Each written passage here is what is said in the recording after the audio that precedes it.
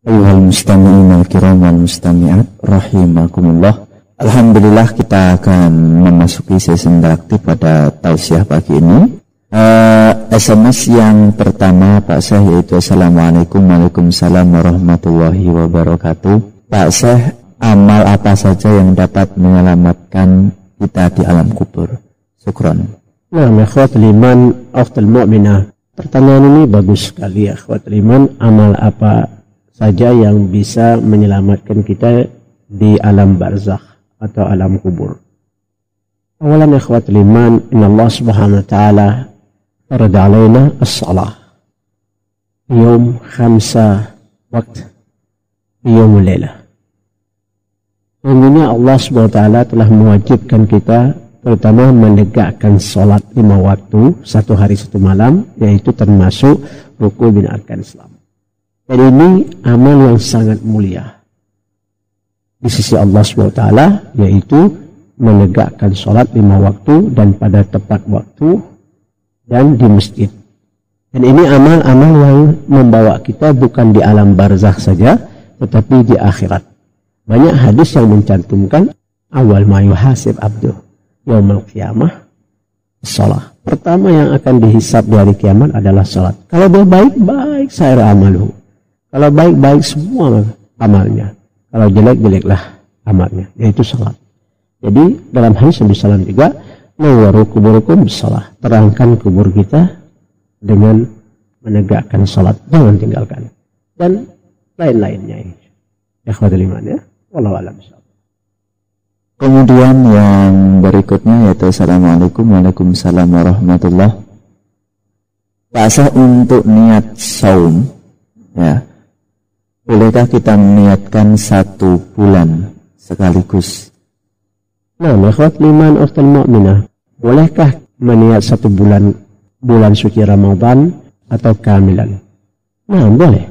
Itu lebih baik ketika masuk malam pertama bulan suci Ramadan, habis maghrib, mandi ya, kita mempersiapkan menyambut bulan suci Ramadan, terus kita niat nawaitu shaum Ramadan syahran kamilah hadisana lillahi ta'ala. Aku niat setiap bulan suci Ramadan 1 bulan penuh tahun ini hanya untuk Allah SWT. Dan terus setiap malam kita ulangkan, gak ada masalah. Itu lebih baik juga ya, habis maghrib atau ketika kita bangun makan sahur. Karena niat ini di dalam bulan suci Ramadan termasuk rukun min arkan siam. Ya, termasuk rukun dari rukun siam. Kalau dia tidak niat, maka tidak sah siamnya. Dia harus mengqadha. Kama qala Nabi SAW, man lam yajma' yani niyata fil lail la siyam lahu. Barang siapa yang tidak menyatukan niatnya di malam hari, tidak ada siam buatnya. Wallahu a'lam bishawab. Kemudian yang berikutnya Pak Syekh, Assalamualaikum Waalaikumsalam warahmatullahi wabarakatuh. Pak Syekh, bagaimana jika seorang istri meninggalkan rumah tanpa izin suami sambil mengeluarkan kata-kata keji? Kemudian suami menceraikannya, tetapi istri juga tidak terima. Nah, ikhwatul iman, ukhtul mu'minat, ini tidak dibenarkan. Ini tidak pernah dicontohkan Nabi SAW di dalam rumah tangga, dan seorang istri keluar dari rumah tanpa izin suami. Dan ini bisa jatuh talak. Bisa jatuh talak. Kenapa? Karena salah satu jatuhnya talak ketika seorang istri keluar dari rumah tanpa izin suami. Dia harus minta izin kepada suaminya, dan walaupun dia mau pergi ke rumah kedua orang tuanya. Harus. Dan ini disebut mar'at salih atau zawjah salihah, dan disebut wanita yang salihah dan istri yang salihah. Jadi, dan ini bisa jatuh talak ya khotimane. Maka ketika di dalam rumah tangga pertama kita menikah, dan itu ada khutbah nikah, nasihat-nasihat, atau dalam tausiah nikah itu memberikan nasihat kepada kaum wanita ya, dan termasuk kaum pria atau mempelai laki-laki dan mempelai perempuan, maka dia tidak bebas.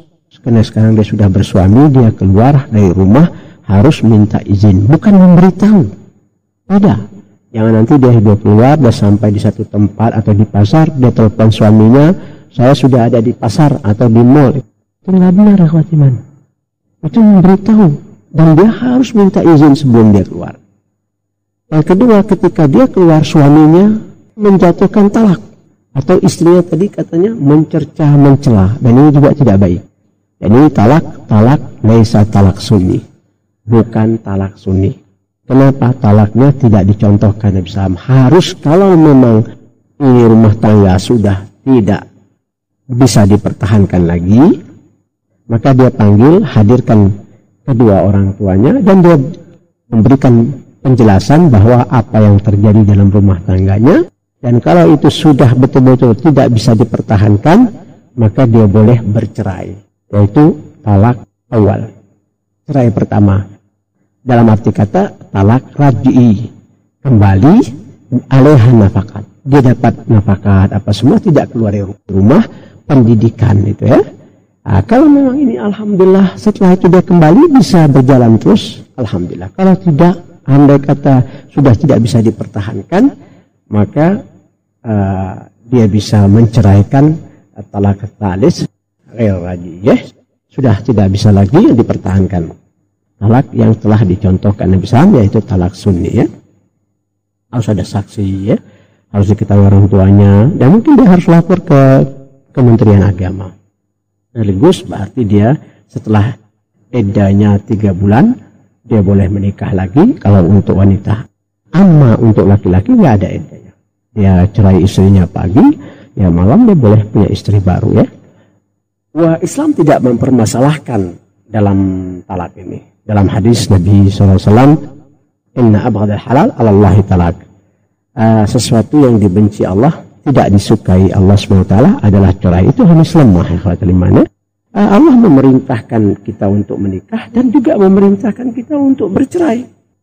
Sama kalau Allah Ta'ala dalam surat Nur, wa ankihu ayyama minkum wasalihina min ibadikum wa imaikum in yakuna fuqara yahdikumullah min fadlih. Nikahlah laki-laki yang belum punya istri atau wanita-wanita yang belum punya suami, nikahkannya dari golongan kita beriman dan bertakwa kepada Allah. Andai kata dia miskin, Allah bikinkan dia kaya. Dan juga Allah memerintahkan kita untuk bercerai kalau itu sudah tidak bisa dipertahankan rumah tangga kita. Maka Allah Ta'ala dalam surat Nisa 130, wa in yatafarraqa yughnillahu kullam min sa'atihi wa kana Allahu wasi'an hakima.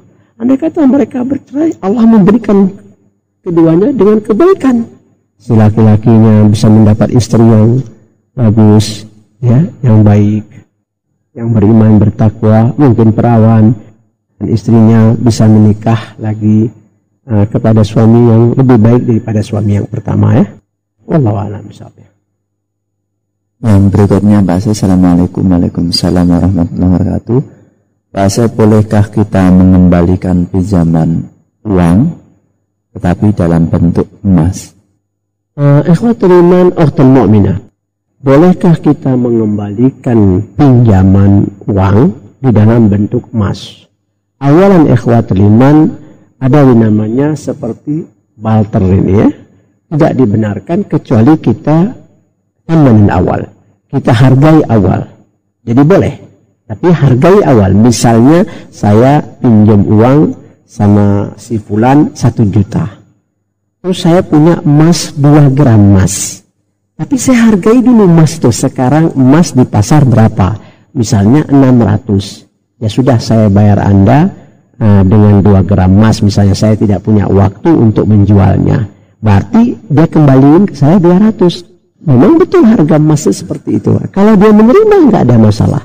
Tapi kalau dia bilang nggak, saya nggak mau, saya minta uang saya, ya bayarkan dia. Jadi ambil emas itu kita jual, terus kita bayar uangnya. Baik, andai kata Anda meletakkan rahn, jaminan, jadi dengan pinjaman tadi 1 juta, Anda letakkan jaminan emas berapa gram gitu, ya. Tapi dengan syarat itu Anda harus membeli balik lagi. Boleh, itu tidak masalah. Dalam waktu tertentu, jaminan, dan jaminan itu tidak boleh dipakai. Saya ulangi lagi, Dan jaminan itu tidak boleh dipakai. Jadi misalnya kita pinjam uang sama dia, kita taruh emas, terus emas kita dijual sama dia, nggak boleh. Nggak boleh. Ini hanya sebentuk jaminan sampai waktu yang tertentu kita kembalikan uangnya. Ya. Jadi pertanyaan tadi ukhti atau akhi, silahkan saja. Kalau misalnya Anda punya utang, sudah tahu utangnya berapa, terus Anda bayar dengan emas, emasnya sudah tahu 1 gramnya berapa hari ini, Anda kalkulasi dan bayar uangnya dengan emas, tidak ada masalah. Wallahu a'lam bishawab. Kemudian satu lagi Pak Syekh, Assalamualaikum Waalaikumsalam warahmatullahi. Pak Syekh, orang yang meninggalkan sholat termasuk kafir dan bagaimana dengan syahadatnya? Hadis-hadis yang menjelaskan orang yang meninggalkan sholat tidak lagi ada keraguan, yaitu dia kafir, dia keluar dari Islam, karena sholat ini termasuk rukun dari arkan Islam.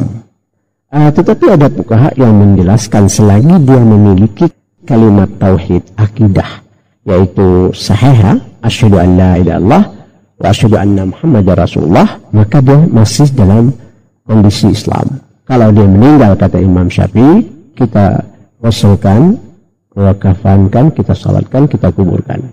Jadi kalau dia meninggal, kita mandikan, kita kafankan, kita salatkan, dan kita kuburkan.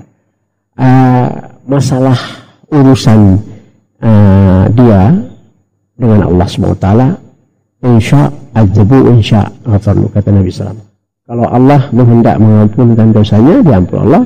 Kalau tidak, disiksa Allah. Tapi betul hadis banyak yang mencantumkan atar kesalah muta'ammadan faqad kafar. Al-ahd ladzi bainana bainahum salah. As-salatu amaduddin. Banyak hadis-hadis yang menjelaskan seperti itu. Baik.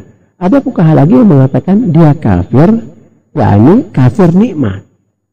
Yaitu nikmat yang diberikan Allah, yaitu salat, dia tidak menegakkan. Jadi dia tetap dalam kondisi Islam.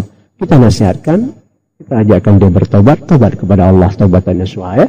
Jangan meninggalkan salat, karena salat ini adalah tiangnya agama. Asasnya agama Islam, termasuk rukun min arkan Islam. Anda meninggalkan salat, Anda rugi, Anda akan disiksa Allah SWT di alam barzah dan di hari kiamat nanti. Tobat kepada Allah, taubatan nasuha. Wallahu a'lam bishawab. Ayuhal mustami'in al-kiram wal mustami'at, dimanapun Anda berada, demikianlah tadi tausiah yang disampaikan oleh beliau Pak Syekh pada pagi hari ini. Semoga bermanfaat bagi kita. Atas kebersamaan Anda kami ucapkan terima kasih. Atas segala kekurangannya kami mohon maaf. Subhanakallahumma wa bihamdik, asyhadu an la ilaha illa anta, astaghfiruka wa atubu ilaik. Sallallahu ala Muhammadin wa ala alihi wa sahbihi wa sallam. Wassalamualaikum warahmatullahi wabarakatuh.